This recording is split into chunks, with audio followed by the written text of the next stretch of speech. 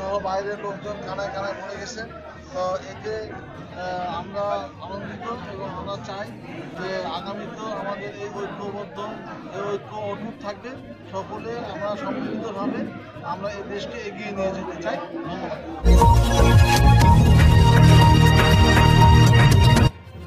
দিনাজপুরের হাকিমপুরে ৭ ও ৮ নং ওয়ার্ড বিএনপির আয়োজনে খট্টাউস্তা ঈদগাহ ময়দানে প্রায় ২,০০০ বিএনপির নেতাকর্মীদের নিয়ে দোয়া ও ইফতার মাহফিল অনুষ্ঠিত।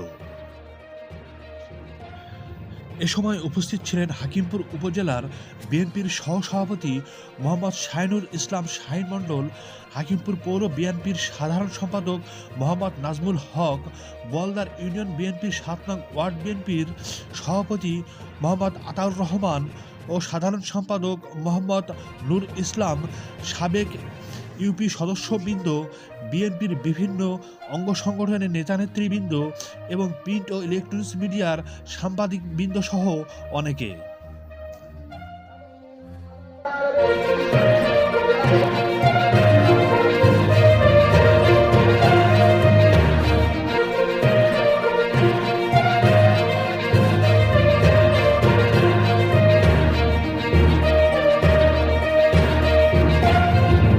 দর্শক, এই ছিল ডিএসএন সারা বাংলায়।